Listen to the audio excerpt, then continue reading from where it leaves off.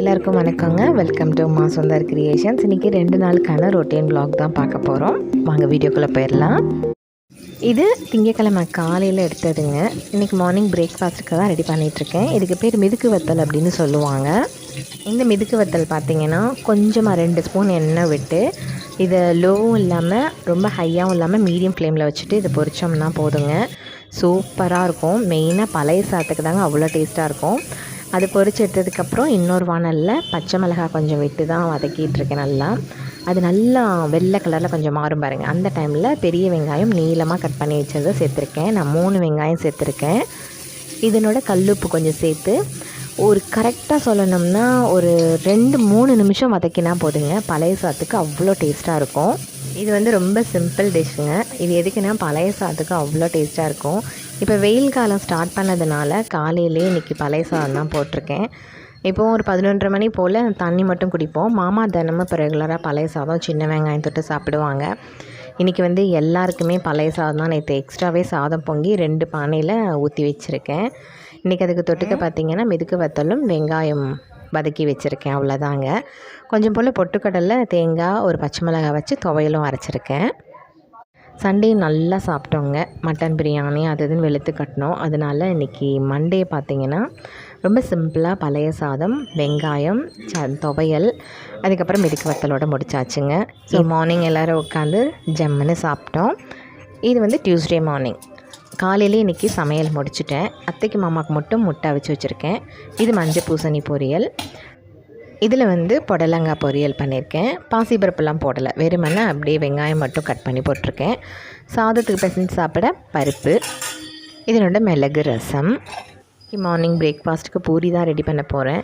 அதுக்கு வெங்காயம், தக்காளி, தேங்காய், முந்திரி, அப்புறம் சிக்கன் மசாலா, தனி மிளகாத்தூள்லாம் போட்டு குருமா மாதிரி கொஞ்சம் கிரேவி கட்டியாக வச்சுருந்தேன். இந்த பக்கம் கொஞ்சம் உருளைக்கிழங்கு, வெங்காயம், தக்காளிலாம் போட்டு வைப்போம் இல்லைங்களா, அந்த மாதிரி வச்சுருக்கேன். அதுவும் கொஞ்சமாக காரம் போட்டு வச்சுருக்கேன். அதுக்கப்புறம் காலையில் இன்றைக்கி சாதம் வந்து மண்பானையில் வடிக்க ஆரம்பிச்சிட்டேன். ஒரு சிலர் நினைக்கலாம் மண்பானையில் சாதம் வடிக்கிறது மத்தியானம் சூடாக வடித்தா நல்லாயிருக்குமே அப்படின்னு. இன்றைக்கி எதுக்காக அப்படின்னா பப்பீஸை வந்து 5 days ஒன்ஸு குளிப்பாட்டுவேன். எங்கள் வீட்டில் 3 பப்பி இருக்காங்க. இப்போவே 9:30ங்களா. இன்னும் பூரி வந்து எல்லாமே போட்டு வச்சு அப்படியே சாப்பிடவும் மாட்டோம். வரும்போது சூடாக போட்டு கொடுப்போம். எப்படினாலும் 10:30 ஆகிடும். அதுக்கப்புறம் திரும்ப நமக்கு மண்பானையில் வச்சு சமைக்கிறதுக்கு சாதம் வடிக்கிறது எப்படினாலும் 1 மணி நேரம் ஆகிடும். அதனால் பப்பியை குளிப்பாட்ட முடியாது. இதிலே டைம் சரியாக இருக்குன்றதுனால தான் காலையிலே வடிக்கிறேன். அத்தை மார்னிங்கே எழுந்திரிச்சிட்டாங்க. ஆப்பிள் சாப்பிட்டுட்டு அவங்க கொஞ்சம் மெடிடேஷன் பண்ணுவாங்க. மாமா வந்து கொஞ்சம் லேட்டாக தான் எழுந்திரிச்சாங்க. எழுந்திரிச்சு பாத்ரூம் போகும்போது நமக்கு சத்தம் கேட்கும். டக்குன்னு எல்லா பூரியுமே ஒட்டுக்கா எல்லாத்தையும் தேய்ச்சி வச்சுட்டு கையோட கிச்சனை தான் க்ளீன் பண்ணுறேன். இந்த பவுடரை நம்ம எடுக்கலைன்னா அப்படியே பறந்துக்கிட்டே இருக்கும். அதுக்காக தான் கையோடு க்ளீன் பண்ணிடுறது. இப்படி அப்பப்போ நம்ம துடைச்சிட்டோம்னா கடைசியாக துடைக்கும்போது ரொம்ப ஈஸியாக இருக்கும். இந்த பாக்ஸ் பார்த்திங்கன்னா முதல் நாள் ஈவினிங் வந்து பையன் ஃப்ரெண்ட்ஸ் எல்லோரும் பர்த்டே பார்ட்டிக்கு போயிருந்தாங்க, குழந்தையோட பர்த்டே பார்ட்டிக்கு. அப்போ அவங்க தாம்பழத்துக்கு பதிலாக இந்த மாதிரி ஒரு பாக்ஸில் புளிப்பு மிட்டாய், சாக்லேட்டு, அப்புறம் கமர்கட்டு, அப்புறம் கடலை மிட்டாய் எல்லாமே வச்சு கொடுத்துருந்தாங்க. சூப்பராக இருந்தது. 4 பாக்ஸ் இருந்தது. என்னடா 4 பாக்ஸ் இருக்குதுன்னு கேட்டேன். பசங்களோடது அம்மா வேணான்ட்டாங்க, நீங்கள் வச்சுக்கோங்க அப்படின்னா. சரி ஓகே, எல்லாத்தையுமே தனித்தனியாக செப்ரேட் பண்ணி வச்சுட்டு அதையுமே கொஞ்சம் நீட் பண்ணேன். அதில் ஒரு பாக்ஸ் எம்டியாக இருந்தது. சரி, கோதுமை மாவு நம்ம தேய்ச்சிட்டு மீதி இருந்தது, அதில் ஸ்டோர் பண்ணி ஃப்ரிட்ஜில் வச்சுட்டேன். வச்சு பார்க்கவே பயமாக இருக்குது. நிறைய திங்ஸ் அப்படியே லோட் பண்ணி வச்சுருக்கேன். இனிமேல் தான் க்ளீன் பண்ணணும். மீதி இருந்த இந்த சாக்லேட், கடலை மிட்டாயெல்லாம் வந்து டைனிங் டேபிளில் வச்சுட்டேன். இப்போ சாதம் சூப்பராக வெந்துருச்சு. காலையில் அடுப்பில் சாதம் வைக்கும்போது மணி 8:10, 8:15 இருக்குங்க. இப்போ பார்த்திங்கன்னா மணி 9:50 ஆகுது. இவ்வளோ நேரம் ஆகுது. அதனால தான் இப்போ காலையில் வடித்ததுக்கு காரணம். நான் அதுக்கப்புறம் எண்ணெயை ஆன் பண்ணி சரி பூரி சுட்டு நம்ம ஃபஸ்ட்டு சாப்பிட்லான்னு நினச்சேன். கரெக்டாக பூரி சுட்டுட்ருக்கும்போதே அத்தை வந்தாங்க, பின்னாடியே மாமா வந்துட்டாங்க. 2 பேருக்கும் பூரி சுட்டு வச்சுட்டு அதுக்கப்புறம் சாதம் நல்லா வடிஞ்சிருச்சு. அதையும் தூக்கி ஒரு ஓரமாக வச்சுட்டு அந்த வடி தண்ணியை கீழே போட மாட்டேன். மேலே இருக்கிற ஆடையை மட்டும் எடுத்துகிட்டு வேணுங்கிற அளவுக்கு தண்ணி ஊற்றி அதில் கல்லுப்பு போட்டு மூடி வச்சுருவேன். நைட்டு சாப்பிட்டு சாதம் மீதி இருக்கும் இல்லைங்களா, அப்படியே நல்லா வலிச்சிட்டு சுற்றி பானையை வலிச்சிட்டு தண்ணியை ஊற்றி மூடி வைக்க வேண்டியதுதான். கொஞ்சம் தயிர் ஊற்றிக்கோங்க, ஒரு 1/2 டம்ளருக்கு ஊற்றிக்கோங்க. இந்த மாதிரி நைட்டு சாதத்தில் வடி தண்ணி ஊற்றி கொஞ்சம் மோர் ஊற்றி கல்லுப்பு போட்டு வச்சு காலையில் எழுந்திரிச்சு எம்டி ஸ்டொமக்கில் குடிக்கிறதுனால வயிறு சம்மந்தப்பட்ட எந்த பிரச்சனையாக இருந்தாலும் சரியாகிருங்க. எக்ஸாம்பிளுக்கு என்னையும் எங்கள் மாமியாருமே சொல்லலாம். எங்களுக்கு அடிக்கடி வயிறு ப்ராப்ளம் இருந்துகிட்டே இருந்தது. டாக்டர் சொல்லி தான் நாங்கள் இதை கரெக்டாக ஃபாலோ பண்ணோம். அத்தைக்கு வீசிங் இருக்குது. வெயில் காலமானதுனால ஒன்றும் ப்ராப்ளம் எதுவும் இருக்காது. அவங்களும் சாப்பிட்றாங்க. காலையில் எழுந்திரிச்சு ப்ரஷ் பண்ணிவிட்டு அந்த எம்டி ஸ்டொமக்கில் அந்த பழைய தண்ணி சாதத்தை குடிங்க. அதுக்கப்புறம் மாமா அத்தை சாப்பிட்டாங்க. அதுக்கப்புறமா நான் உடனே சாப்பிட உட்காந்துட்டேன்.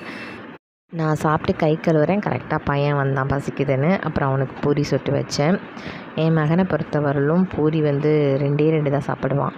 அவனுக்கு இந்த என்னவோ தெரில, இந்த எண்ணெய் ஐட்டம் அப்படின்னாலே அவனுக்கு வேணாம்பான். இதே ஹோட்டல்லாம் பண்ணோன்னா பெரிய சோளா பெரிய தான் ஆர்டர் பண்ணி சாப்பிடுவார். அதே மாதிரி இந்த மாதிரி கிரேவி குருமா அவனுக்காக தான் எனக்கு எக்ஸ்ட்ரா செஞ்சேன். இதெல்லாம் வேணாம், எனக்கு சின்ன வெங்காயம் தாங்கம்மா. சின்ன வெங்காயம் இல்லைன்னா பெரிய வெங்காயத்தை கட் பண்ணி நீளமாக கொடுங்கம்மா. கரெக்டாக பாருங்கள், இதெல்லாம் சாப்பிட்டு முடிக்கிறதுக்கு எனக்கு 10-20 ஆச்சுங்களா.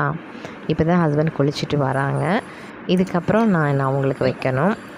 ஃப்ரிட்ஜில் உள்ள சாஸ் எடுத்து கொடுங்க அப்படிமா. இது பயங்கர காரமாக இருக்கும். இவன் சாப்பிட்டு முடிக்கிறதுக்குள்ளே நமக்கு போதும்னு ஆகிடும். அதை எடுத்து கொடுங்க, இதை எடுத்து கொடுங்க அப்படின்னு சொல்லிக்கிட்டே இருப்பான்.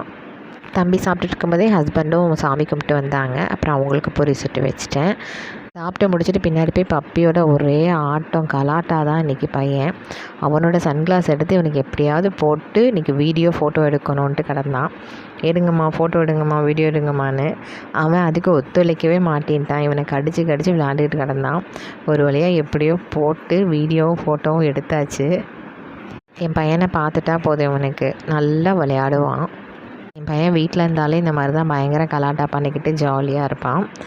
இவனுக்கு ஈக்குவலாக அவனும் சண்டை போடுவான் டோனியுமே. இது டியூஸ்டே ஈவினிங் போல் எடுத்ததுங்க. 3-4 விளக்கு போட்டு வீட்டுக்கு வரேன். இன்றைக்கி கரண்ட்டே வரலை. காலையில் 10:30 மணிக்கு போன கரண்ட்டு. பப்பீஸ் இன்றைக்கி 3 பேரையும் குளிப்பாட்டணும்னு நினச்சி தான் காலையிலே சமையல் பண்ணது. பட் யாரையுமே குளிப்பாட்ட முடியல. ஏன்னா எப்பவுமே எழுந்திரிச்சோடனே மோட்ரு போடுவோம். இன்றைக்கி மோட்ரு போடாததுனால சரி தண்ணி கம்ப்ளீட்டாக காலி ஆயிருமே அப்படின்னு சொல்லிட்டு பப்பீஸை குளிப்பாட்டவே இல்லை. வாஷிங் மிஷினில் துணி போட்டது அப்படியே இருக்குது. வெளியில் எடுக்கவும் முடியாது, அது லாக் ஆகிடும். ஸோ இனிமேல் கரண்ட் வந்ததுக்கப்புறம் தான் வாஷிங் மிஷினில் துணி போடணும். சாயங்காலம் 6 மணிக்கு எல்லாேருக்கும் சுக்கு காஃபி போட்டு கொடுத்தேன். எல்லாம் குடிச்சிட்டு அப்புறம் ஒரு 6-5 இருக்கும் நான் விளக்கு ஏற்றும் போது. அப்படி இன்றைக்கி டியூஸ்டேன்றதுனால பழைய பூவெல்லாம் எடுத்துகிட்டு புது பூவெல்லாம் போட்டு விளக்கேற்றி நல்லா சாமி கும்பிட்டாச்சு. நம்ம பக்கத்து தெரு எய்த்தாப்பில் எல்லாம் கரண்ட் வந்துருச்சு. நம்ம வீட்டிலேருந்து கீழே வரலும் கரண்ட் இல்லைங்க. அதுக்கப்புறம் எனக்கு போட்டு வந்த சுக்குமல்லி காஃபி. நான் எப்பவுமே கொஞ்சம் காரம் வச்சு தான் குடிப்பேன். அதுக்கப்புறம் குடிச்சு முடிச்சுட்டு பப்பிக்கு சாப்பாடு போட்டேன். ஸோ இந்த விலாக் இதோட முடியுதுங்க. அடுத்த ஒரு சூப்பரான விலாகில் உங்களை பார்க்குறேன். உங்களுக்கு அந்த வீடியோ பிடிச்சிருந்தால் லைக் பண்ணி சப்ஸ்கிரைப் பண்ணுங்கள். தேங்க்யூ.